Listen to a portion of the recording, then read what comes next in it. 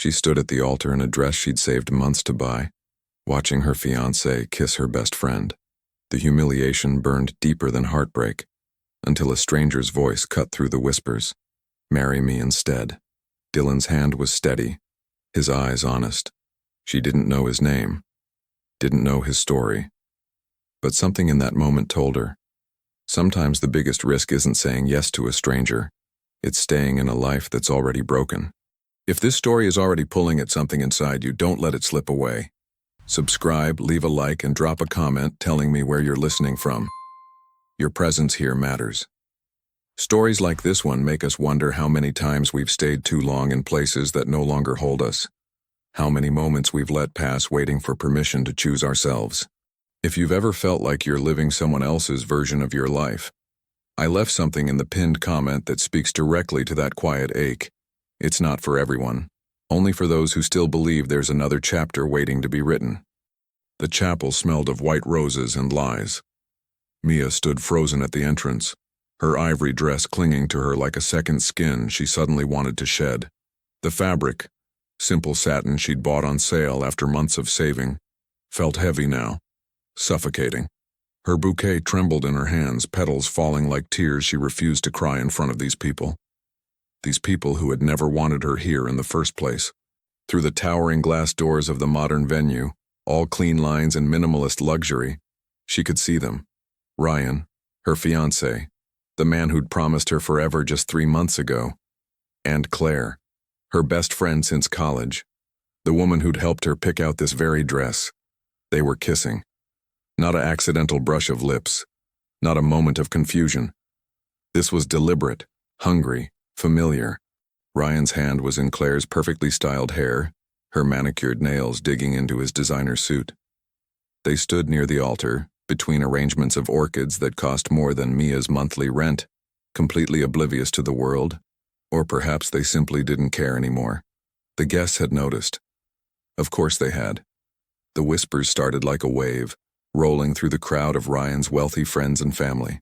Women in Chanel and men in custom. Tom Ford turned to stare, their faces a mixture of shock and barely concealed amusement. "I knew she wasn't right for him," someone murmured. Poor thing. Did she really think she belonged here? A waitress marrying into the Montgomery family? This was bound to happen. Mia's chest tightened.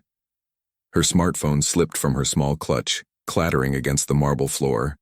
The sound echoed through the space like a gunshot, and suddenly Ryan and Claire broke apart. Ryan's eyes found hers. For a second, just one agonizing second, she thought she saw regret. But then Claire whispered something in his ear, and he straightened, adjusting his tie with the same casual indifference he'd shown when canceling their date nights. Mia. Her name left his mouth like an inconvenience. "We need to talk." "You need to talk?" Her voice came out strangled, barely above a whisper, but it carried in the cavernous space. "You're kissing my best friend at our wedding, and you want to talk?" Claire stepped forward, her expression almost pitying. She wore a silk dress the color of champagne, her diamond bracelet catching the afternoon light streaming through the floor-to-ceiling windows. "Mia, sweetie, this isn't personal. Ryan and I, we just realized we're better suited for each other. You have to understand." "Understand?" The word burned coming out. "I have to understand that you've been sleeping with my fiancé?" The guests gasped collectively. Someone pulled out their phone, probably already texting the juicy gossip to friends who couldn't attend. Ryan's jaw tightened. "Don't make a scene, Mia. You're embarrassing yourself." "I'm embarrassing myself?" She laughed, the sound brittle and sharp. "You humiliate me in front of 200 people and I'm the one who should be ashamed? You were always so dramatic." Claire sighed, examining her perfect French manicure. This is exactly why Ryan needed someone more mature. Someone who understands his world. The words hit like physical blows. Mia had spent 2 years trying to fit into Ryan's world, learning which fork to use at charity dinners, pretending she understood modern art at gallery openings, smiling through his mother's thinly veiled insults about her quaint background. All for this. Her vision blurred. The chapel spun. White roses, judging faces, expensive perfume mixing with her own breaking heart. She needed to leave. needed to run, but her legs wouldn't move, her heels rooted to the cold marble. That's enough. The voice came from behind her. Deep, steady, unfamiliar. Mia turned. A man stood in the doorway, backlit by the late afternoon sun. He wore dark jeans and a simple black jacket over a gray Henley, completely out of place among the sea of designer suits. His hair was slightly disheveled, like he'd been running his hands through it. There was a medical bag slung over his shoulder, but it was his eyes that caught her, dark, intense, and looking at her like she was the only person in the room. "Who the hell are you?" Ryan demanded. The stranger ignored him, taking a step toward Mia. "You don't deserve this," he said quietly, meant only for her. "None of it." "Excuse me, this is a private event," Claire started. "A private event?" The man's laugh was humorless. "You're humiliating her in front of everyone and you're worried about privacy?" He extended his hand to Mia. His palm was calloused, real. Nothing like Ryan's soft, manicured fingers. "My name is Dylan," he said. "And I think you should marry me instead." The chapel went silent. Mia stared at the stranger's outstretched hand like it was a lifeline thrown into drowning waters. "You're insane," she whispered. But her fingers were already moving toward his. Dylan's smile was small, almost sad. "Maybe, but I'm also serious. This is ridiculous." Ryan's voice cracked through the tension. He stormed down the aisle, his expensive Italian shoes clicking against the marble. "Security! Get this lunatic out of here." But Dylan didn't flinch. He kept his eyes locked on Mia, his hand steady in the air between them. "I know what it feels like," he said quietly. "To be trapped by expectations, to build your life around someone else's rules, someone else's love." Something in his tone made her pause. There was a weight there, a history she couldn't quite read. "You don't know me," Mia said, though her voice wavered. "No, I don't." Dylan's jaw tightened. "But I know betrayal when I see it. And I know that right now you have two choices.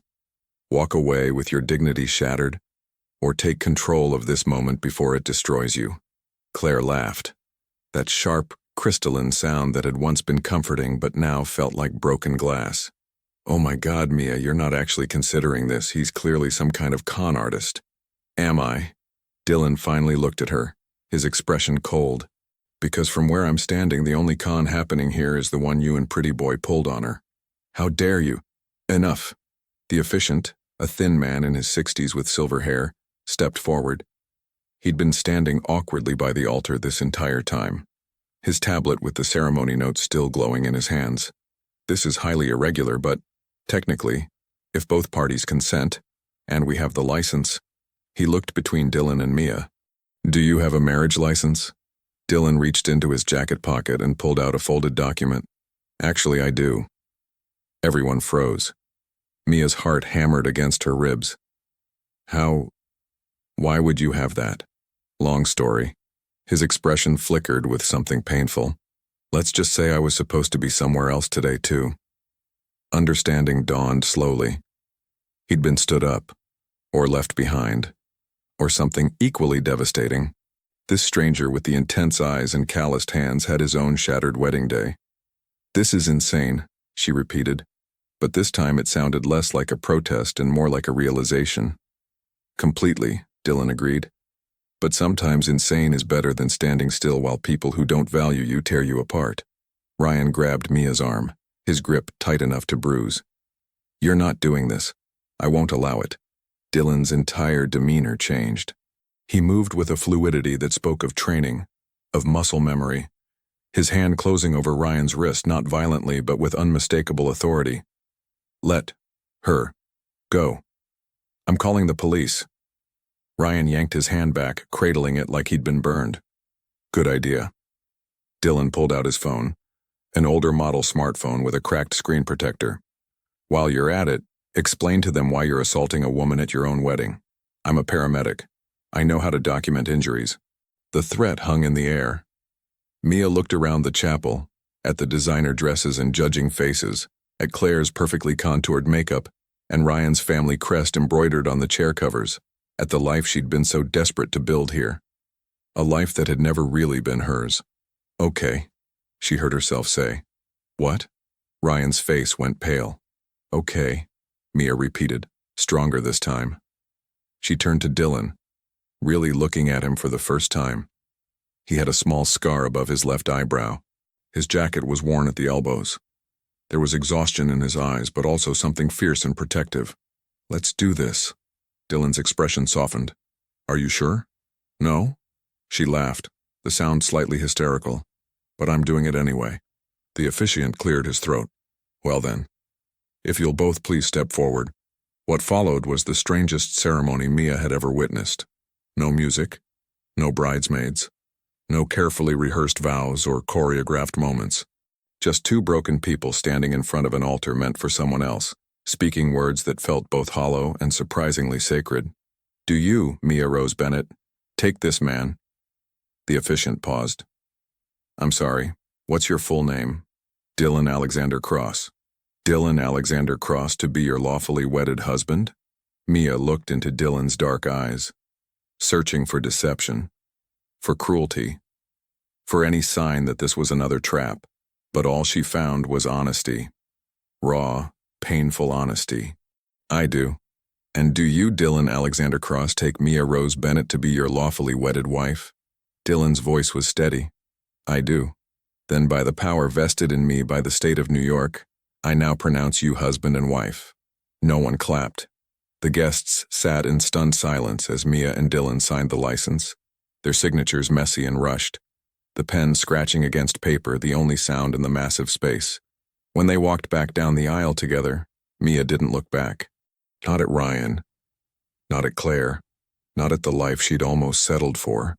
Dylan's hand was warm in hers as they stepped through the glass doors into the fading sunlight, leaving behind the scent of white roses and the echo of whispered scandals.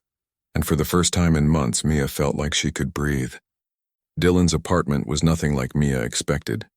She'd imagined, in the surreal Uber ride from the chapel, sitting beside a man she'd married 20 minutes ago, that he lived in some sterile bachelor pad. Or maybe a rundown studio that smelled like takeout and regret. Instead, she found herself standing in a converted loft in Brooklyn, all exposed brick and tall windows that let in the amber glow of streetlights. It was small but thoughtfully arranged. A worn leather couch facing a modest TV, bookshelves crammed with medical textbooks and dog-eared novels, a kitchen with hanging copper pots that actually looked used. It's not much, Dylan said, setting his medical bag by the door. He sounded almost apologetic. It's perfect, Mia whispered, and meant it. He glanced at her, surprised, then moved to the kitchen. Coffee? Or something stronger? I have whiskey somewhere.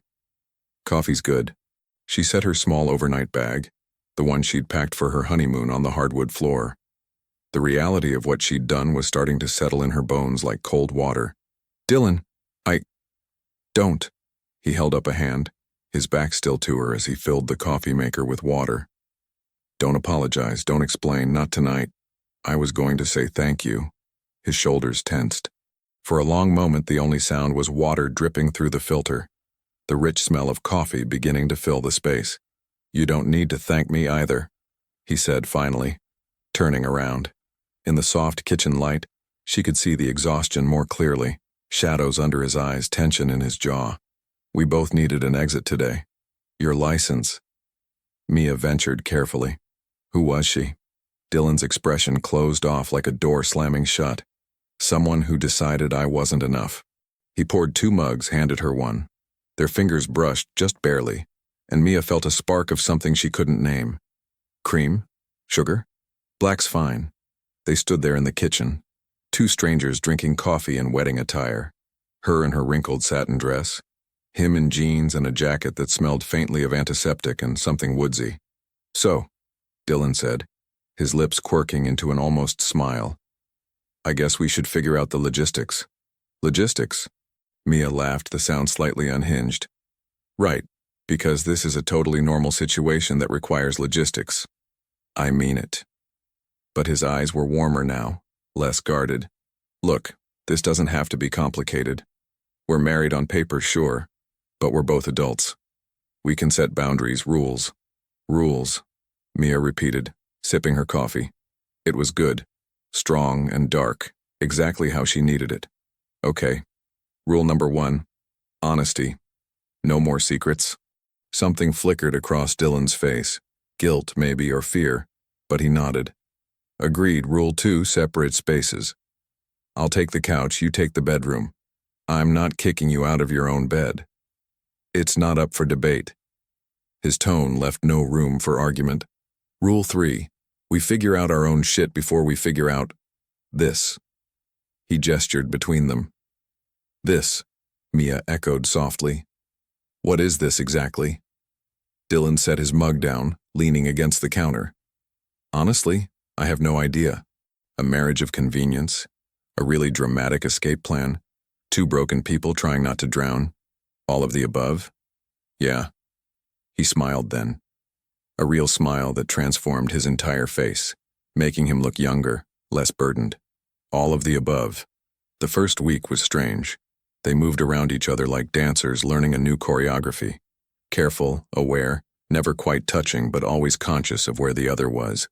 Mia learned that Dylan worked 12-hour shifts at the hospital, coming home exhausted, his scrub sometimes stained with blood or IV fluid. He'd shower quickly, then collapse on the couch with medical journals or his Kindle, often falling asleep mid-page. She learned he made terrible jokes when he was nervous, that he took his coffee at 5 a.m. before dawn shifts, that he left post-it notes on the fridge, restocked milk, or case of weird poisoning today, don't eat wild mushrooms, in handwriting that looked like a doctor's prescription. Dylan learned that Mia was a morning person who did yoga on the small balcony overlooking the street, that she hummed old jazz songs when she cooked, that she applied to 3 jobs a day on her laptop at the kitchen table, determined not to be dependent on anyone ever again. He learned she cried in the shower sometimes. He never mentioned it, just left fresh towels outside the bathroom door. They learned to coexist in comfortable silence, but it was the small moments that undid them both. Like the night Dylan came home at 2 a.m. after losing a patient, a kid, he'd said hoarsely, just a kid, and found Mia still awake, reading on the couch. She didn't ask questions, just made chamomile tea and sat beside him until the shaking in his hands stopped. Or the morning Mia received a call from her former landlord demanding the rest of her rent, and Dylan quietly transferred money to her account before she could protest. They'd fought about it, their first real argument, voices raised in the small kitchen, until Dylan finally said, "I'm not Ryan. This isn't about control. It's about partnership. Partnership." The word lingered between them like a promise. 2 weeks in, they shared the bed for the first time. Not intentionally. Dylan had fallen asleep on the couch after a double shift, his tall frame too big for the worn leather, his neck at an awkward angle. Mia stood in the bedroom doorway in her pajamas, one of his old Columbia University t-shirts that fell to her knees, watching him sleep. "Dylan," she whispered. "Come to bed." He stirred, eyes barely opening. "Fine here. You're 6-foot-something on a 5-foot couch, come on." Too tired to argue, he followed her, collapsing on top of the covers fully clothed. Mia hesitated, then lay down beside him, careful to keep distance between them. But sometime in the night, that distance disappeared. She woke to warmth. Dylan's arm draped across her waist, his breath soft against her neck, their bodies curved together like pieces of a puzzle that finally fit. Mia's heart hammered. She should move, should wake him, should maintain the careful boundaries they'd established. Instead, she closed her eyes and let herself have this one moment. Just one moment of not being alone. Dylan's fingers flexed slightly against her stomach, and she heard him whisper, still half asleep, "Stay." "I'm not going anywhere," Mia whispered back. And in the gray morning light filtering through the windows with the sounds of Brooklyn waking up outside, 2 strangers who'd become husband and wife held on to each other like lifelines, neither of them ready to let go. 3 weeks into their unexpected marriage, Mia started noticing things that didn't quite add up. Like the way Dylan's old smartphone, the one with the cracked screen protector, was actually the latest model, just deliberately understated. Or how his worn leather jacket had a Burberry label carefully tucked inside the collar. Or the fact that his medical textbooks were first editions, signed by authors who were legends in their fields. But it was the watch that made her pause. She'd been folding laundry, a strangely domestic task that felt both comfortable and surreal, when she found it tucked in the pocket of his jeans. Sleek, mechanical, with a face that caught the afternoon light streaming through the loft windows. Mia didn't know much about luxury watches, but she knew enough to recognize craftsmanship. This wasn't something a paramedic bought on a regular salary. That was my grandfather's. She jumped, nearly dropping the watch. Dylan stood in the doorway, fresh from a shower, his hair still damp, wearing sweatpants and a faded NYU t-shirt. The casualness of his appearance made the expensive timepiece in her hand seem even more out of place. "I wasn't snooping," Mia said quickly. "It was in your jeans pocket. I was just—" "I know." He crossed the room, taking the watch from her gently. His fingers brushed hers, and that familiar spark, the one that had been growing stronger every day, flared between them. "It's okay. It's beautiful," she said softly. Dylan looked down at the watch, his expression complicated. "He gave it to me when I graduated from Columbia. Said it belonged to men who saved lives." He laughed, but there was no humor in it. "Guess he'd be disappointed I'm just a paramedic." "Just a paramedic?" Mia frowned. "Dylan, you save lives every day." "That's incredible." Something shifted in his face. Guilt, maybe, or shame. He set the watch on the dresser carefully, like it weighed more than it should. "Yeah, every day." The way he said it made Mia's chest tighten. There was a story there, layers she couldn't quite reach. "Were you close? You and your grandfather?" "Very." Dylan's jaw clenched. "He raised me, actually, after my parents died in a car accident when I was 8. "Oh, Dylan." Mia reached for his hand without thinking. "I'm so sorry." His fingers intertwined with hers, and for a moment they just stood there, hands clasped in the afternoon light, the weight of shared loss binding them in ways words couldn't. "He wanted me to take over the family business," Dylan said quietly. "But I chose medicine instead. Chose to actually help people rather than just manage assets." "Assets." The word was careful, deliberate. "What kind of business?" Mia asked. Dylan's thumb traced circles on the back of her hand, an absent gesture that made her skin tingle. "Does it matter?" "I guess not. But it did somehow. Because every day, she learned new pieces of this man she'd married on impulse. And every piece made her want to know more. That evening, Dylan insisted on taking her to dinner. "We should celebrate," he said, already pulling on a dark button-down shirt that made his eyes look even more intense. 1 month of successful cohabitation without killing each other. "It's only been 3 weeks, Mia pointed out, but she was already smiling. Close enough. She wore a simple black dress, one of the few nice things she'd managed to salvage from her old life, and minimal makeup. Next to Dylan, who somehow made casual elegance look effortless, she felt simultaneously underdressed and exactly right. The restaurant he chose was in Manhattan, tucked away on a quiet street in the West Village. Small, intimate, with soft jazz playing and candlelight that made everything feel like a secret. "Dylan, this place looks expensive," Mia whispered as they were led to a corner table. "It's fine," he said, pulling out her chair. "We're celebrating, remember?" But as she looked at the menu, no prices listed, always a bad sign, Mia felt that familiar anxiety creeping in. She'd been job hunting for weeks with no luck, living off her savings that were rapidly depleting. The last thing she needed was to feel like a burden. "Hey," Dylan's hand covered hers across the table. "Stop overthinking, please, just let me do this. I don't want you to think I'm using you," Mia said quietly. "I'm not that person. I know exactly who you are." His voice was firm, certain. "You're the woman who gets up at 6 a.m. to do yoga even though you hate mornings. Who makes grocery lists color-coded by aisle because it's more efficient. Who leaves little thank you notes on the counter when I restock the coffee." Mia felt heat rise to her cheeks. "You notice that?" "I notice everything about you." The intensity in his eyes made her breath catch. "How you bite your lip when you're concentrating. How you hum summertime when you're happy. How you're so determined to stand on your own that you won't even let someone buy you dinner without guilt." "Dylan, you're not using me, Mia." He squeezed her hand. "If anything, you've given me something I didn't know I needed." "What's that?" "A reason to come home." The words hung between them, heavy with meaning neither of them was quite ready to explore. Their waiter appeared, and Dylan ordered in flawless French, another piece of the puzzle that didn't quite fit. Wine arrived, then appetizers Mia couldn't pronounce, then entrees that tasted like art on a plate. And through it all, Dylan watched her with an expression that made her feel like she was the only person in the world. "Tell me something true," Mia said, emboldened by wine and candlelight, and the way his knee kept brushing hers under the table. "Something you've never told anyone." Dylan was quiet for a long moment, his fingers playing with the stem of his wine glass.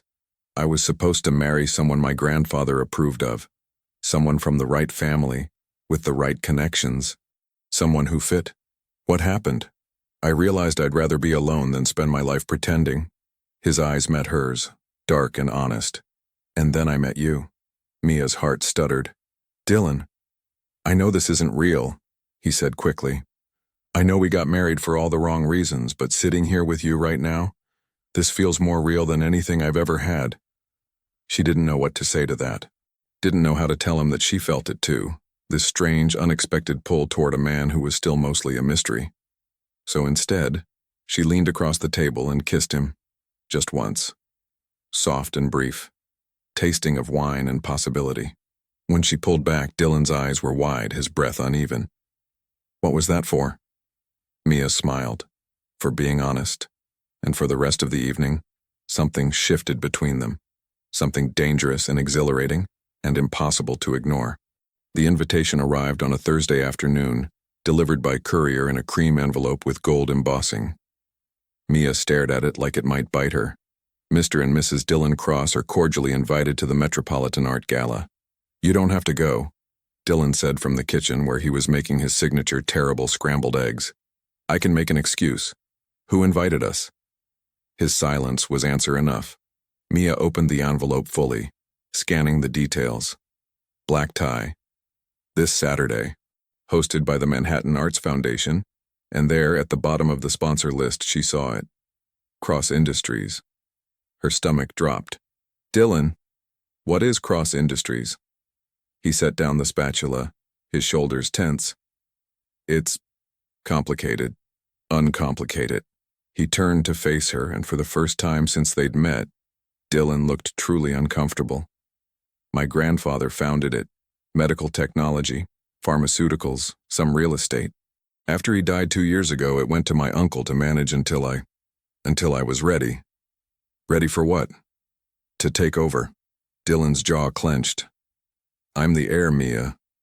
I walked away from it to become a paramedic, but the company, and all the expectations that come with it, they're still there. Waiting." Mia felt like the floor had tilted beneath her feet. "You're rich." "Yes." "Like actually rich, not just nice apartment rich." "Yes." She sank onto the couch, her mind reeling. All this time he'd been living in this modest loft, driving a 10-year-old Honda wearing thrift store jackets. "Why didn't you tell me?" "Because I liked that you didn't know." Dylan moved closer, kneeling in front of her so they were eye level. "For the first time in my life, someone saw me as just me, not my last name, not my bank account, just Dylan. But I'm your wife," Mia said, her voice cracking. "Doesn't that mean something?" "It means everything." His hands cupped her face, thumbs stroking her cheeks. "That's exactly why I didn't want money to be part of it.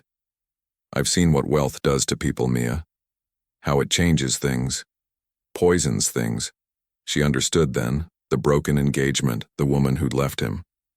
She wanted the money. She wanted the lifestyle, the status, the version of me that came with board meetings and charity galas and summers in the Hamptons. Dylan's eyes were dark with old pain. "When I told her I was giving it all up to work in emergency medicine, she left. Said I was wasting my potential." Mia's anger shifted, softening into something else. She covered his hands with hers. "You're not wasting anything. What you do, saving lives, that matters more than any company. I know that. You know that." He smiled sadly. "But the people at that gala on Saturday, they won't see it that way. They'll see a paramedic who married a waitress, and they'll judge us both. Then let them judge." Mia straightened, feeling something fierce ignite in her chest. "I've been judged my whole life, Dylan. By people like Ryan's family, like Claire, like everyone who ever thought I wasn't good enough. But you know what? I'm done being ashamed of who I am. Dylan's expression shifted, surprise giving way to admiration. You want to go? I want to stand beside my husband and show those people that we don't need their approval. She grinned, feeling reckless. Besides, I've never been to a gala before. Might be fun to crash the party. Saturday arrived too quickly. Mia stood in front of their bathroom mirror, barely recognizing herself.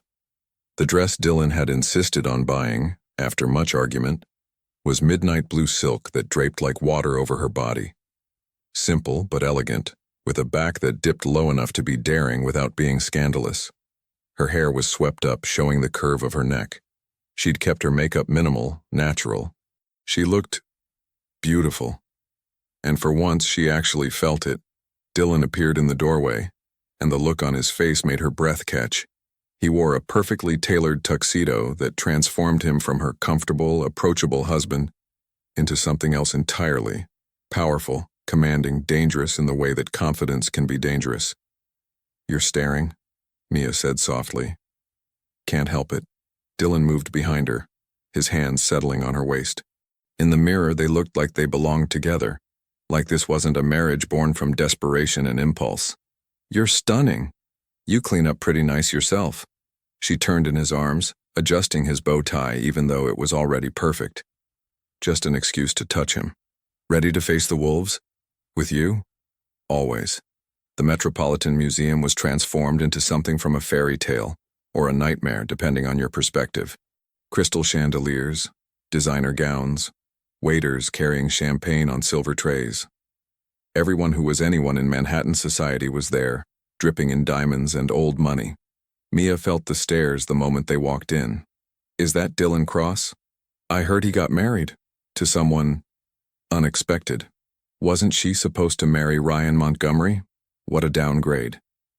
Dylan's hand tightened on her waist. "Ignore them. I'm trying." But it was hard when she saw familiar faces in the crowd. Ryan's mother, looking at her with undisguised disdain. Some of Claire's sorority sisters whispering behind their hands. And then, like a perfectly orchestrated nightmare, Claire herself appeared. She looked immaculate in a red Valentino gown, her arm linked with Ryan's. They navigated through the crowd like they owned it, which in a way they did. "Mia." Claire's smile was sharp as glass. "What a surprise. I didn't know they let just anyone into these events now." "They let you in," Mia replied sweetly. "So clearly the standards have dropped." Ryan's eyes narrowed. "Still bitter, I see. That's unfortunate." "Bitter?" Mia laughed. "No, Ryan, I'm grateful. You did me a favor." "Really?" Claire's eyebrow arched. "By saving you from a loveless marriage? How noble of us. By showing me what real cowardice looks like." Mia felt Dylan's presence solid behind her, giving her strength. "You couldn't even face me. You had to betray me on my wedding day in front of everyone because you were too weak to be honest." "Weak?" Ryan's face flushed. "I was freeing you from a mistake. You never belonged in my world, Mia. You were always going to be the waitress playing dress-up. And you," Dylan's voice cut through the tension like a blade, "will always be the man who needed to humiliate a woman to feel powerful." Ryan turned, finally acknowledging Dylan. "Stay out of this. I don't know who you think you are." "Dylan Cross." He extended his hand, his smile cold. "Of Cross Industries. Perhaps you've heard of us? We're considering acquisition of Montgomery Holdings. Due diligence should be starting, about next week." The color drained from Ryan's face. Claire's eyes widened. "You're that Cross?" "Guilty." Dylan's arm wrapped around Mia's waist, pulling her close. "And this is my wife, who, unlike some people here, has more integrity in her little finger than you have in your entire manufactured existence." "You can't," Ryan started. "Can't what? Buy your father's failing company?" "Watch it happen." Dylan's voice was calm, almost bored.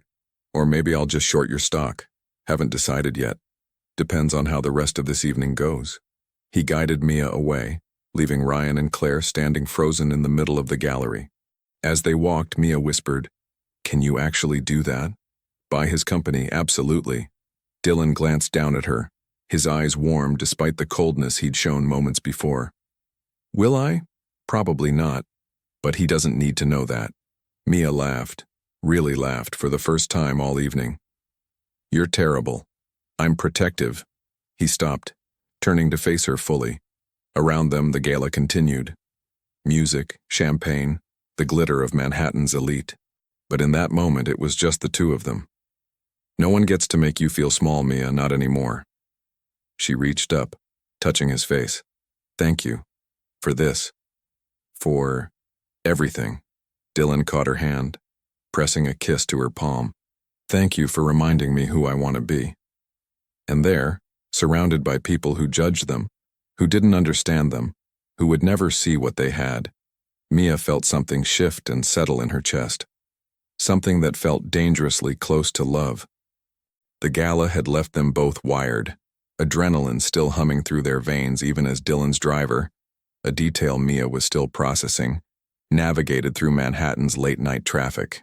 I can't believe you have a driver, Mia said, staring out the window at the city lights blurring past. Dylan loosened his bow tie, looking uncomfortable. I don't usually. Tonight was special circumstances. Special circumstances. She turned to him, really looking at him in the dim back seat. How much of your life have you been hiding from me? Not hiding, just not broadcasting. He met her gaze, and even in the shadows she could see the vulnerability there. I meant what I said at the restaurant. I liked being just Dylan with you. You can't be just Dylan when you're threatening to buy people's companies at art galas, Mia pointed out, but her tone was gentle, almost teasing. Fair point. His laugh was soft, self-deprecating. I might have gotten a little carried away there. A little? Mia shifted closer, emboldened by champagne and the way he'd defended her. Dylan, you basically declared economic war on my ex-fiancé in the middle of the Metropolitan Museum. He deserved it. He absolutely deserved it. She was grinning now, feeling giddy and reckless. It was the hottest thing I've ever seen. Dylan's eyes darkened. Hottest? Completely. Mia's hand found his thigh, innocent, but charged with intention. You in that tuxedo all controlled fury and quiet power? Yeah. Definitely hot. The air between them shifted, thickening with something they'd been dancing around for weeks. Mia? Dylan's voice was strained. You're tipsy. I'm honest. She moved closer still until she could feel the heat of him, smell his cologne mixed with something uniquely him. I've been honest since the moment I said I do to a complete stranger. Might as well keep the streak going. And what are you being honest about right now? That I want you. The words came out breathless, brave. That I've wanted you since that first night when you held me while I slept. Maybe even before that. When you stood in that chapel doorway and offered me an escape. Dylan's hand came up to cup her face, his thumb tracing her lower lip. You don't know what you're saying. I know exactly what I'm saying. Mia caught his hand, pressing a kiss to his palm. The question is, do you want me to? For a moment, Dylan looked tortured, caught between desire and restraint. Then his control snapped. He kissed her like he'd been holding back for years instead of weeks, deep, consuming, his hand tangling in her carefully styled hair, pulling pins free until dark waves tumbled down. Mia gasped against his mouth, her hands clutching at his lapels, trying to pull him closer even though there was no space left between them. The car rolled to a stop. We're home, sir. The driver's voice came through the intercom, carefully neutral. Dylan pulled back, both of them breathing hard. His lips were swollen, his bow tie completely undone, his eyes wild with want. Come on, he said roughly, helping her out of the car. The elevator ride to the loft was torture. They stood on opposite sides, hands clenched at their sides, the tension so thick Mia could barely breathe. Every floor that passed felt like an eternity. The moment the doors opened, Dylan's hand found the small of her back, guiding her inside. He unlocked their door with shaking fingers. Inside, the loft was quiet, familiar. But everything felt different now. Charged, inevitable. Dylan, Mia started, but he silenced her with another kiss, softer this time, almost reverent. Tell me to stop. he whispered against her lips. Tell me this is just the champagne and the adrenaline, and tomorrow you'll regret it. I won't regret it. Her hand slid up his chest, feeling his heart hammering beneath the expensive fabric. I regret a lot of things in my life, Dylan. But you? Never. Something in his expression cracked open. I don't deserve you. Shut up, she said, and kissed him again. They moved through the loft in a tangle of limbs and desperate touches, Dylan's tuxedo jacket falling to the floor. Mia's heels kicked off somewhere near the couch, his hands finding the zipper of her dress and sliding it down with agonizing slowness. God, you're beautiful. He breathed against her shoulder, pressing kisses along her bare skin. I've thought about this. About you. More than I should have. Good. Mia tugged at his shirt, buttons scattering. I'd hate to be alone in this. They made it to the bedroom. The bed they'd been sharing platonically for weeks. The space between them always carefully maintained. But tonight, there would be no space. No boundaries. No pretending this was just convenience. Dylan laid her down gently, his body covering hers, his weight both grounding and electrifying. His hands mapped every curve, every dip, like he was memorizing her by touch. Are you sure? He asked, his voice wrecked. Because once we do this, Mia, everything changes. We can't go back to being just roommates who accidentally got married. She pulled him down, her fingers threading through his hair. I don't want to go back. I want this. I want you. I want you too. Dylan admitted, his forehead resting against hers. I've wanted you since you walked down that aisle in a dress meant for someone else and chose me instead.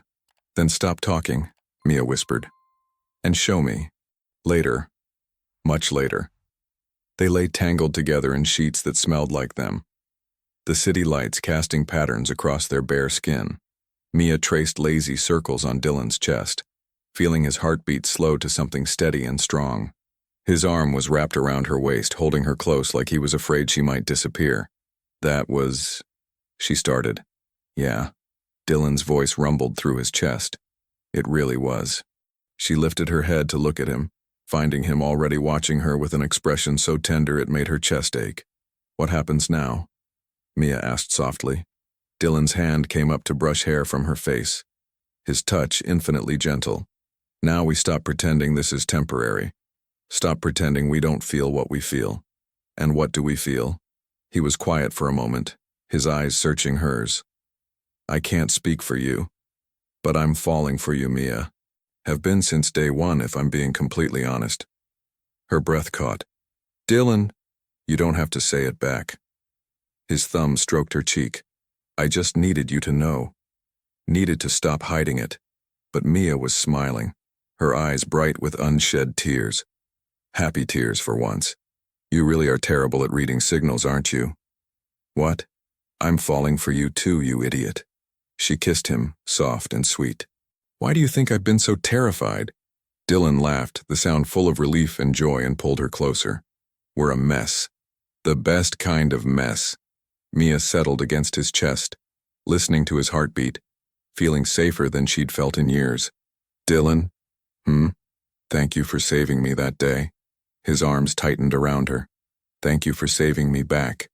And as they drifted toward sleep, wrapped in each other and promises they were finally ready to make, neither of them noticed the phone on the nightstand lighting up with a message that would change everything. A message from Dylan's uncle. We need to talk about the company and about your marriage. Tomorrow, it's urgent. Morning came too soon. Sunlight streaming through the bedroom windows with an almost cruel brightness. Mia woke slowly, awareness returning in pieces. The warmth of Dylan's body beside hers, the pleasant ache in her muscles, the memory of whispered confessions in the dark. She smiled, turning to find him already awake, staring at the ceiling with an expression that made her stomach drop. Dylan? She propped herself up on one elbow, the sheet pooling at her waist. What's wrong? He didn't answer immediately, his jaw working like he was trying to find words that didn't exist. Finally, he sat up, running both hands through his disheveled hair. I have to meet my uncle today. Okay. Mia waited, sensing there was more. Is that a problem? He wants to talk about the company, about us. Dylan still wouldn't look at her. About why I married you. The way he said it, like there was a reason beyond what they'd shared, beyond what she thought they'd built, sent ice through her veins. "Dylan, what aren't you telling me?" He finally turned to her, and the guilt in his eyes was answer enough. "There's a clause in my grandfather's will. To inherit full control of Cross Industries, I have to be married by my 30th birthday." The words hung in the air like smoke after a gunshot. Mia felt herself go cold, her mind replaying everything. The marriage license Dylan had conveniently had in his pocket, his willingness to marry a complete stranger, the modest lifestyle despite obvious wealth. "When's your birthday?" Her voice sounded distant, not quite her own. 3 weeks after we got married." The room tilted. Mia clutched the sheet to her chest like armor. "So this, us, the wedding, it was all about your inheritance?" "No." Dylan reached for her, but she pulled away. "Mia, please, it's not like that." "Then what is it like?" She was off the bed now, grabbing his discarded shirt from the floor and pulling it on, needing something between her naked vulnerability and this conversation. "Explain to me how marrying me wasn't about securing your fortune. It wasn't meant to be you specifically." Dylan stopped, realizing how that sounded. Christ, that came out wrong. "Did it?" Mia's laugh was brittle, on the edge of breaking. "Because it sounds like I was just conveniently available. A desperate girl running from her own disaster, perfect for your purposes. That's not fair." Dylan stood, pulling on his pants with sharp, angry movements. "You needed an out too. We both did. The inheritance was secondary." "Secondary?" Her voice rose. "Dylan, you're worth how much? Hundreds of millions, and you're calling that secondary? To you?" "Yes," he was shouting now, frustration and fear making his voice raw. "To what we have, absolutely yes. What we have is built on a lie." Mia felt tears burning her eyes and hated herself for it. "All this time, you've been letting me think you were just this noble guy who saved me out of kindness. But you needed me. You used me. I never used you." Dylan's voice dropped, dangerous and hurt. "Everything between us, every moment, every touch, every word last night, that was real." "How can I believe that?" Mia wrapped her arms around herself. "How can I believe anything when you've been keeping this from me since the beginning?" "Because I was scared." Dylan's composure finally cracked completely. "I was terrified that if you knew, you'd think exactly what you're thinking right now. That I was just another rich bastard manipulating you for his own gain." "And aren't you?" The question landed like a physical blow. Dylan recoiled, pain flashing across his face. "Is that really what you think of me?" His voice was barely above a whisper. "After everything?" Mia wanted to say no, wanted to cross the space between them and take it back. But the hurt was too fresh, the betrayal too sharp. "I think you lied to me," she said instead. "I think you let me fall for someone who doesn't exist." "I exist." Dylan's hands clenched into fists at his sides. "This person right here, the one who holds you at night and makes terrible eggs and comes home exhausted from saving lives, that's me. That's real. But it's not all of you." Mia's voice cracked. "The heir, the fortune, the empire you're supposed to inherit, that's real too. And you hid it because you knew it mattered. I hid it because every person I've ever dated has only wanted that version of me." Dylan's composure shattered. "They see Cross Industries and suddenly I'm not a person anymore. I'm a bank account, a lifestyle, a fucking opportunity. So you decided to trap someone into marrying you instead? That's not..." Dylan stopped, breathing hard. "You're twisting this." "Am I?" Mia grabbed her phone from the nightstand, her hands shaking. "Or am I finally seeing clearly?" "Mia, please." Dylan moved toward her, desperation in every line of his body. "Don't do this. Don't let this destroy what we have." "What do we have, Dylan?" She looked at him, really looked at him, and saw a stranger wearing the face of the man she'd started to love. A marriage that started as a mutual escape plan and turned out to be your inheritance strategy. That's not a foundation. That's quicksand. It's more than that, and you know it. His voice was raw, pleading. Last night I slept with my husband without knowing the full truth about who he is." Tears were falling now, hot and angry. "That's on me. I should have known better than to trust this fast." You can trust me. Dylan reached for her again, and this time she let him take her hands. His grip was almost painful, desperate. Mia, you can trust me. The inheritance doesn't change how I feel about you, but it changes everything else. She pulled away gently, putting distance between them, because if she stayed close, she'd break. It changes why we're here, why this started. And I need time to figure out what that means. Time, Dylan repeated, the word hollow. You mean space. I mean I need to think. Mia moved toward the closet, pulling out her small suitcase, the same one she'd brought that first night, without you watching me with those eyes like I'm about to disappear. Where will you go? My friend Sarah's place. She's been texting me for weeks. Mia started throwing clothes into the bag, not caring what she grabbed. I just need a few days to clear my head. Dylan stood frozen, watching her pack with an expression that looked like someone had reached into his chest and squeezed. And then what? I don't know. The honesty of it hurt. I don't know if I can do this, Dylan. Be married to someone who sees me as part of a business transaction. You were never a transaction. His voice broke. You were the first real thing I'd had in years. Mia zipped the suitcase, the sound final in the quiet loft. She couldn't look at him as she spoke, couldn't bear to see the pain she was causing. Then why didn't you tell me? If I was so real, so important, why keep this secret? Because I'm an idiot. Dylan's laugh was self-deprecating, miserable. Because I thought I could have this one thing, you, without my family's money poisoning it. Because for the first time in my life, I felt like someone saw me and not what I was worth. The words made Mia's chest ache, but she couldn't let that sway her. Not now. Not when everything felt like it was built on sand. I need to go, she whispered. Mia, please don't make this harder. She finally looked at him, and the devastation on his face nearly undid her resolve. I'm not saying never. I'm just saying, not now. Dylan nodded slowly, his throat working as he swallowed. Okay, but Mia? She paused at the door, her hand on the handle. I love you, he said quietly. That's real, whether you believe it or not. Mia closed her eyes, a sob catching in her throat. I wish that was enough. Then she walked out, leaving behind the man she'd married, the life they'd been building, and the pieces of her heart scattered across their bedroom floor. The elevator doors closed on Dylan standing in the doorway, looking like everything he'd tried to protect had just slipped through his fingers. And maybe it had. 5 days felt like 5 years. Mia had been staying at Sarah's cramped studio in Queens, sleeping on a pull-out couch that smelled faintly of cat, despite Sarah not owning a cat. She'd spent the days applying to jobs, the nights lying awake, replaying every conversation, every touch, every moment with Dylan. Sarah, bless her, had been patient at first, bringing wine and ice cream, letting Mia cry without judgment. But by day 4, her patience had worn thin. Okay, I love you, but you need to snap out of this, Sarah said, plopping down on the couch with 2 mugs of coffee. You've been moping around like someone died.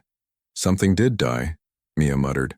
My marriage, my trust, my ability to judge character. Oh, please. Sarah rolled her eyes. The man fell in love with you and was scared to tell you he's rich. That's not exactly a war crime. He lied to me, Sarah. He omitted information. There's a difference. Sarah took a sip of coffee. Look, I get it, you're scared. After Ryan, after everything, of course you're scared, but Mia, Dylan isn't Ryan. How do you know that? Because Ryan cheated on you at your own wedding and Dylan threatened to destroy his entire company for humiliating you. Sarah raised an eyebrow. Seems like a pretty clear distinction to me. Mia wanted to argue, but the words wouldn't come. Because Sarah was right. Dylan had defended her, protected her, made her feel seen in ways Ryan never had. He should have told me, she said weakly. Yeah, he should have. Sarah's voice softened. But people make mistakes when they're scared, Mia. And from what you've told me, that man is terrified of losing you. Mia's phone buzzed on the coffee table. The 30th message from Dylan in 5 days. She'd read them all, even though she hadn't responded. I'm sorry. Please come home. I miss you. Just let me know you're okay. I love you. That hasn't changed. Her finger hovered over the screen, torn between typing a response and throwing the phone across the room. "What are you so afraid of?" Sarah asked gently. "That he's right," Mia whispered. "That the money doesn't matter. That what we have is real. Because if it is, then you have to risk getting hurt again." Mia nodded, tears burning her eyes. "I don't know if I'm brave enough for that." "Babe." Sarah took her hand. "You married a complete stranger to escape your nightmare wedding. You're the bravest person I know. The question is, are you brave enough to fight for something good?" That night, Mia found herself standing outside the loft, her suitcase at her feet, her heart hammering against her ribs. The lights were on inside. Through the windows, she could see Dylan moving around the kitchen, probably making those terrible scrambled eggs he somehow thought were edible. She'd texted him 20 minutes ago. Just 2 words, "I'm coming." His response had been immediate. "I'll be here." Mia took a deep breath and knocked. The door flew open so fast Dylan must have been standing right there, waiting. He looked wrecked. 5 days of stubble on his jaw, dark circles under his eyes, wearing the same Columbia t-shirt she'd left him in. Like he hadn't slept, hadn't eaten, hadn't done anything but wait. "Hi," she said softly. "Hi." His voice was rough, uncertain. "Come in, please." She stepped inside, and the familiar smell of home, coffee and old books and something uniquely Dylan, almost undid her. They stood in the entryway, an awkward distance between them, neither sure how to bridge the gap. "I'm sorry," they said simultaneously. Mia laughed, a watery, broken sound. "You don't have anything to be sorry for. I'm the one who ran. I lied to you." Dylan's hands clenched at his sides like he was physically stopping himself from reaching for her. "By omission, but still. I lied, and you had every right to be angry." "I was angry." Mia set her suitcase down. "I am angry, but I'm also... I miss you, Dylan. I missed you every single day I was gone." Something flickered in his expression, hope, fragile and tentative. "I missed you too. This place felt empty without you." "I need you to promise me something," Mia said, taking a step closer. "No more secrets, ever. Even if you think it'll hurt me, even if you're scared, I need the truth. I promise." Dylan nodded emphatically. "Complete transparency from now on. Starting with..." He took a deep breath. "I met with my uncle. Told him I don't care about the inheritance. That if taking over Cross Industries means losing you, it's not worth it." Mia's breath caught. "Dylan, that's your family's legacy. You're my future." His voice was firm, certain. "The company is just money and power and expectations I never wanted. But you, Mia, you're everything I didn't know I needed." She closed the distance between them, her hands coming up to frame his face. "I don't want you to give up your inheritance for me. I'd give up anything for you. I know." She smiled through her tears. "But you don't have to. We can figure this out together. The company, the money, all of it. As long as we're honest with each other." "Together," Dylan repeated, like he was testing the weight of the word.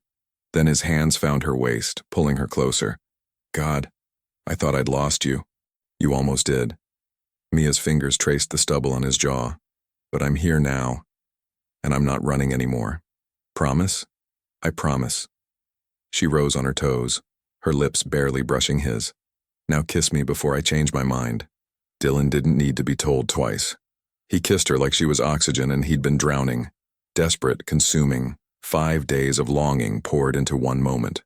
Mia melted against him, her hands tangling in his hair, pulling him closer even though there was no space left between them. "Bedroom," she gasped against his mouth. "Yes." Dylan lifted her effortlessly, her legs wrapping around his waist as he carried her through the loft. "Absolutely yes." They made it to the bed. Their bed, the one they'd shared in careful distance and then passionate abandon. And this time, there was no hesitation, no fear, no secrets between them. Just 2 people who'd found each other in the wreckage of their old lives and decided to build something new. Dylan's hands were everywhere, reverent, desperate, memorizing every curve like he was afraid she might disappear again. Mia arched into his touch, whispering his name like a prayer, like a promise, like everything she'd been too scared to say before. "I love you."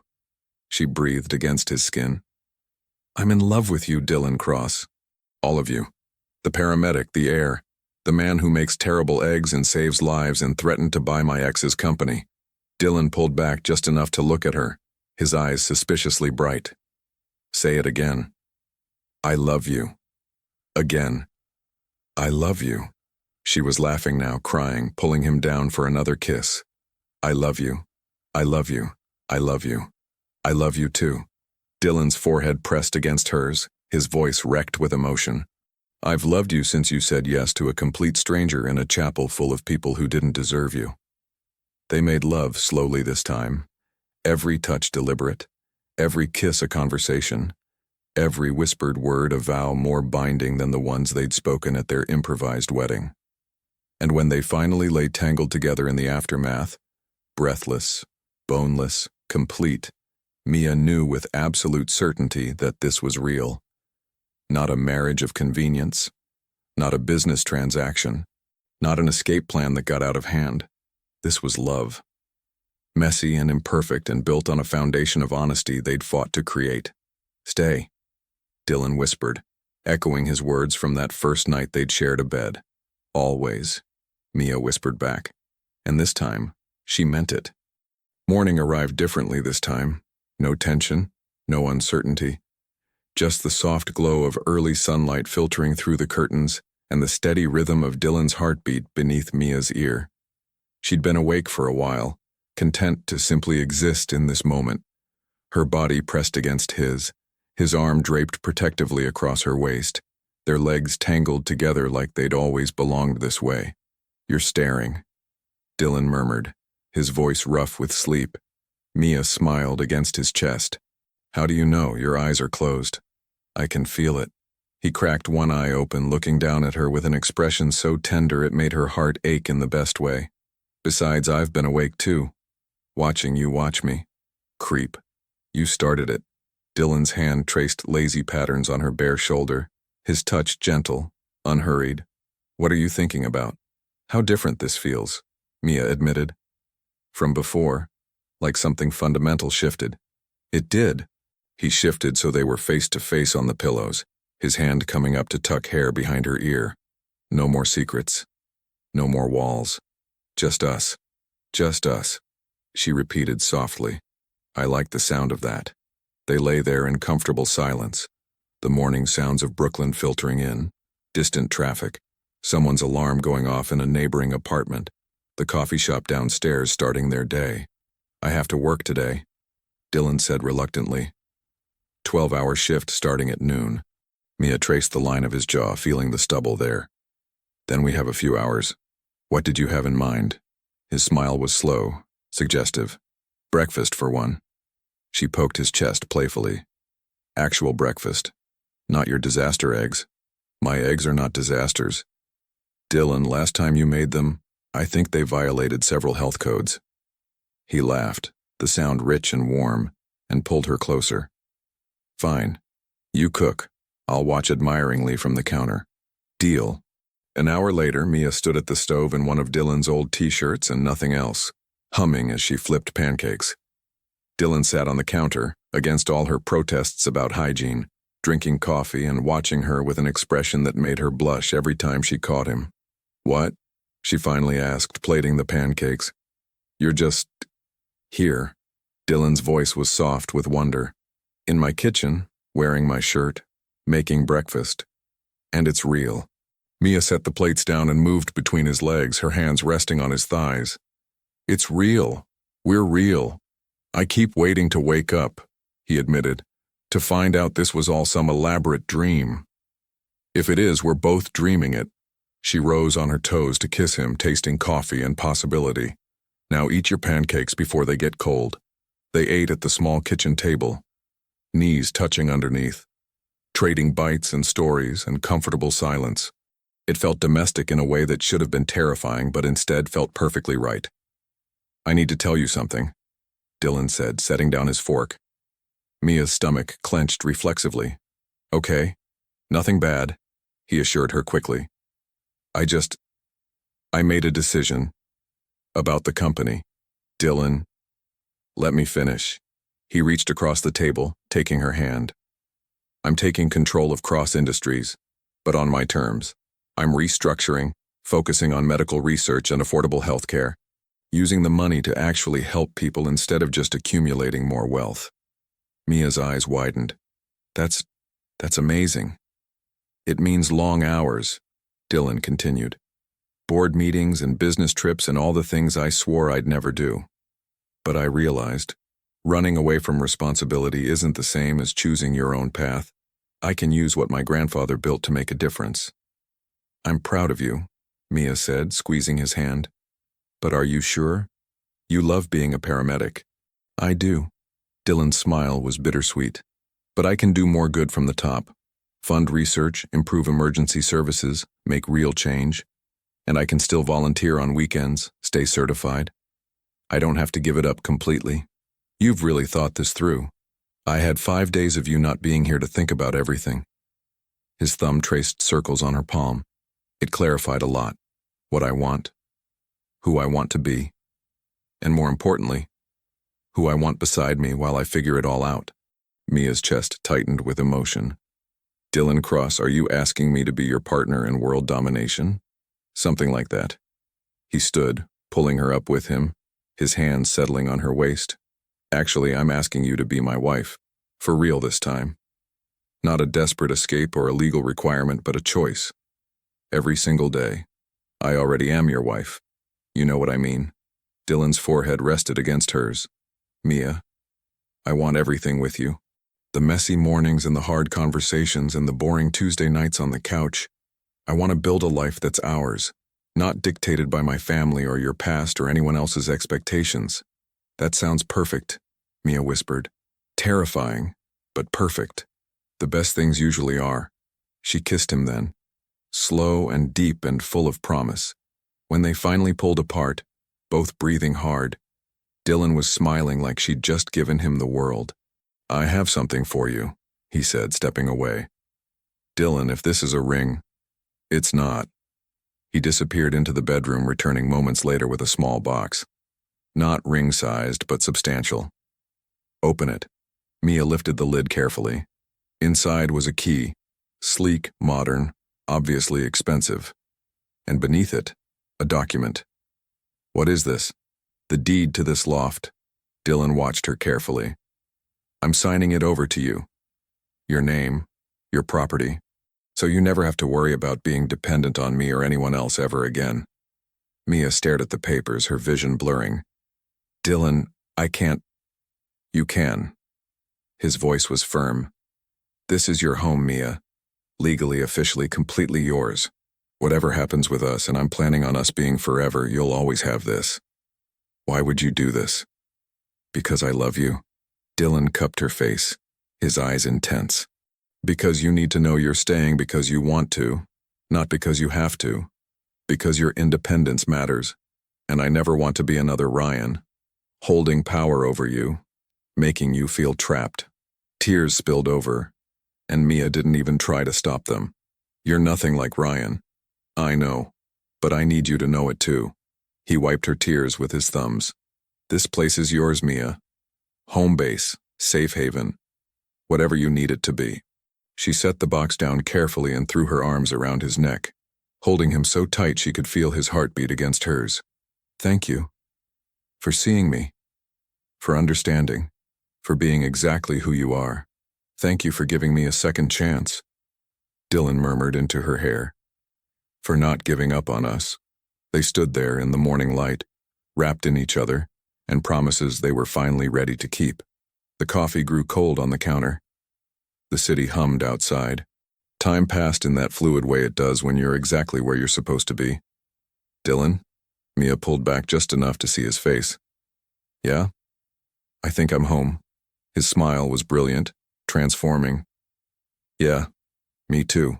And in that small loft in Brooklyn, with pancakes getting cold and coffee growing bitter, two people who'd found each other in the wreckage finally understood what it meant to be found. Not rescued, not saved, but chosen. Every single day. 3 months later, Mia stood in the bathroom of their loft. Their loft, she reminded herself, still getting used to the deed with her name on it. staring at 3 plastic sticks lined up on the marble counter. All positive. Her hands trembled as she picked one up, as if examining it closer would somehow change the result. But the 2 pink lines remained stubbornly clear, undeniable. She was pregnant. The realization hit her in waves. Terror, joy, disbelief, wonder. She and Dylan had been careful mostly, but there had been that weekend 2 months ago when they'd been so wrapped up in each other that precautions had seemed secondary to passion. Apparently, secondary had consequences. "Mia, you okay in there?" Dylan's voice through the door made her jump. She quickly gathered the tests, shoving them into the bathroom drawer. "Fine, just finishing up." She stared at her reflection in the mirror. Same dark hair, same brown eyes, same face. But everything was different now. There was a life growing inside her, a tiny collection of cells that would become a person. Their person, Dylan's and hers. The thought was overwhelming. She couldn't tell him right away. Not because she wanted to keep secrets, they'd promised no more of those, but because she needed time to process it herself first. Dylan had been incredible these past 3 months. He'd taken over at Cross Industries, transforming it from a cold corporate machine into something that actually helped people. He'd launched initiatives for affordable health care, funded medical research, even opened free clinics in underserved neighborhoods. And he'd done it all while making sure their relationship remained the priority. Date nights, lazy Sunday mornings, stolen moments between his board meetings and her new job at an art gallery in Chelsea. They'd built something beautiful together, and now they were going to expand it. Mia spent the day in a daze, mechanically going through her gallery responsibilities, greeting clients, discussing pieces, processing sales. But her mind was elsewhere, running through scenarios, imagining futures. A baby. Their baby. What if she was a terrible mother? What if Dylan wasn't ready? They'd only been truly together for 4 months. Was that enough time to bring a child into this? By the time she got home, anxiety had her stomach in knots. Dylan was already there, tie loosened, sleeves rolled up, looking unfairly attractive as he chopped vegetables at the kitchen counter. "Hey, you." He smiled when she walked in, that brilliant smile that still made her heart skip. "How was work?" "Good. Fine." Mia set her bag down, trying to sound normal. "What are you making?" "Stir-fry. I've been watching cooking videos." He gestured proudly at his prep work. "I'm determined to make at least one meal that doesn't prompt you to check if our insurance covers food poisoning." She laughed, despite her nerves. Ambitious. Dylan studied her, his expression shifting to concern. "You sure you're okay? You seem off." "I'm fine, just tired." But she wasn't fine. And Dylan knew her too well now to be fooled by deflection. He set down the knife, wiping his hands on a towel, and moved to where she stood. His hands found her waist gently. "Mia, talk to me. What's going on?" She looked up at him, this man who'd married her on impulse, who'd fought for her, who'd given her a home and a future and love she'd never thought possible. And she knew, suddenly and certainly, that there was no one else she'd rather do this with. "I'm pregnant." The words hung in the air between them. Dylan went completely still, his eyes widening, his hands tightening reflexively on her waist. "You're what?" "Pregnant." Mia's voice trembled. "I took 3 tests this morning, all positive. I know this is fast and we didn't plan it and you're probably freaking out, but I needed you to know." And he kissed her. Sudden, fierce, filled with something that felt like joy and terror and wonder all mixed together. When he pulled back, his eyes were suspiciously bright. "We're having a baby?" "We're having a baby," Mia confirmed, searching his face for any sign of regret or fear. Instead, Dylan laughed, a sound of pure, unadulterated happiness. He lifted her off her feet, spinning her around the kitchen while she squealed in surprise. "Dylan, put me down, you're going to—" "We're having a baby." He set her down carefully, his hands immediately going to her still flat stomach. "There's a person in there, a tiny person. Our person. You're not upset?" "Upset?" Dylan looked at her like she'd grown a second head. "Mia, this is the best news I've ever gotten. You're giving me a family. A real family." Tears spilled down her cheeks. Happy tears this time. "I was so scared to tell you." "Why?" He cupped her face. thumbs wiping away tears. Did you think I wouldn't want this? Want you? Want everything we can build together? It's so soon. We got married after knowing each other for 5 minutes, Dylan pointed out, grinning. I think our timeline has always been a little unconventional. Mia laughed through her tears. Fair point. Besides, he continued, his hand still resting protectively on her stomach, I love you. Completely. Irrevocably. Forever. And I'm going to love this baby the same way. We'll figure it out together. Just like we've figured out everything else. Together. Mia repeated, the word feeling like an anchor. Always together.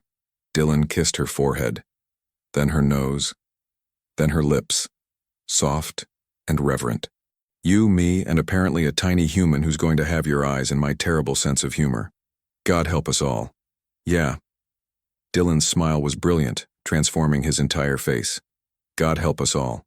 That night they lay in bed, Dylan's hand resting on Mia's stomach even though there was nothing to feel yet, both of them too excited to sleep. What if I'm not ready? Mia whispered into the darkness. Then we'll figure it out as we go.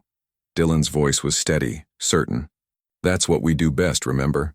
Figure things out together. I love you. I love you too. He pressed a kiss to her temple. Both of you. Mia closed her eyes, feeling safer than she'd ever felt in her life. 6 months ago, she'd been standing in a chapel, watching her world crumble.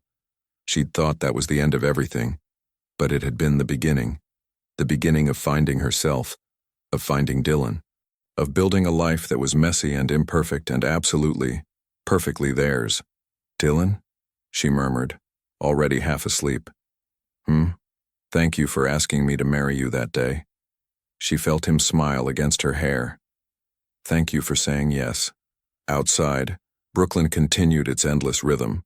Cars passing, sirens in the distance, the city that never really slept. But inside their loft, everything was quiet, peaceful, full of promise. 2 broken people had found each other in the wreckage and built something whole. And now they were building something more. A future, a family. A love that wasn't perfect but was perfectly theirs. I can't wait to meet them, Dylan whispered. Our baby. Me neither, Mia whispered back. And as they drifted toward sleep, wrapped in each other and dreams of tomorrow, neither of them knew exactly what the future held. But they knew they'd face it together. And that was enough. More than enough. It was everything. Sometimes the worst moments of our lives are disguised blessings. Mia thought she was losing everything when she stood at that altar, humiliated and heartbroken. She didn't know she was about to find everything she'd ever needed. Love isn't always a fairy tale with a perfect beginning. Sometimes it starts in chaos, in broken promises and desperate choices. But real love? It's built in the quiet moments after the storm, in honesty, chosen over comfort, in 2 people deciding every single day that together is better than apart. Mia and Dylan didn't get a conventional love story. They got something better. They got real, messy, imperfect, terrifyingly honest, and absolutely worth fighting for. What would happen if you stopped waiting for the perfect moment and started building something real with what you have right now? If this story touched something in you, don't let it end here. Subscribe to keep these stories coming. Hit that like button and tell me in the comments where you're listening from. Your presence here means more than you know.